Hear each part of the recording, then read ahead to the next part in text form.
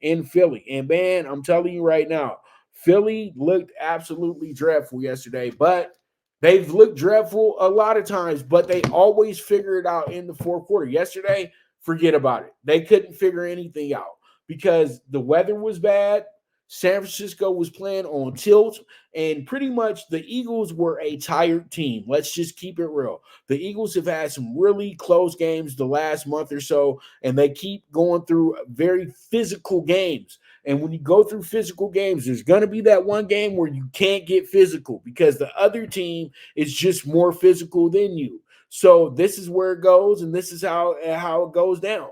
And you know what? Brock Purdy and crew, they were ready for this game because last year they got absolutely strapped in the NFC Championship game. So right now, their only focus was beating down the Eagles. The Eagles did a lot of bragging, they did a lot of talking. And you know what? I think the last straw was this when their coach came out and said, "Oh, I made clips this week, and so we can make it so we can sit up here and act like we're Michael Jordan and say we took it personal on the which guards." Okay, I hope you took that 42-19 ass whooping personal yesterday as well too. So pretty much with that, when it comes down to it, the Eagles are, to me, as I keep trying to tell y'all, they are front runners. They have a robotic coach. They got a robotic staff. They got really talented players, but at the end of the day, they don't have a real leader. And it showed up yesterday with them getting beat 42-19 because no coach needs to go ahead and get you more motivated when you're the NFC champion, when you're 10-1, when you know exactly what you got to do to win these games.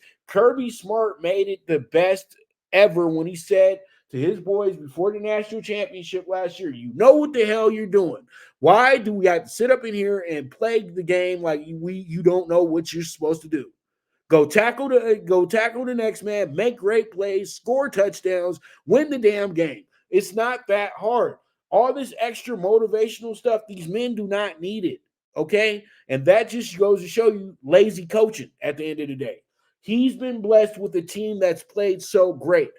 If it was up to the GM, he would pretty much go ahead and pick a fan each week to go ahead and coach up the Eagles since they know better. So pretty much this group, these guys, they are very, very, very focused on the task at hand. The San Francisco 49ers want to win the Lombardi this year. They know that they have a team in place that is more than capable of doing that.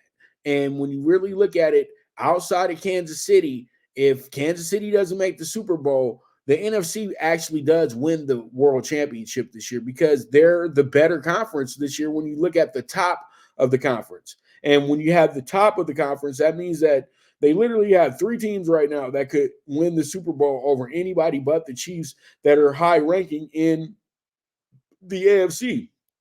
And you guys said that third team, the third team's not Detroit. Let's keep it real. Detroit's a victim when we get to the playoffs. I hate to say that, but they are. It's going to be Dallas, Philly, and San Francisco at the end of the day.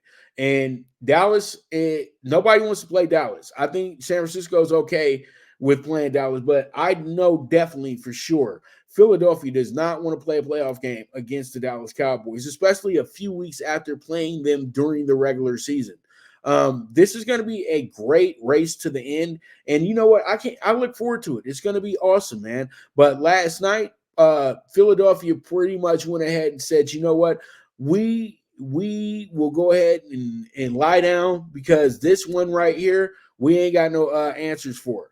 You know, at the end of the day, San Francisco made sure they cut off any type of lucky situation that would get these guys back into the game.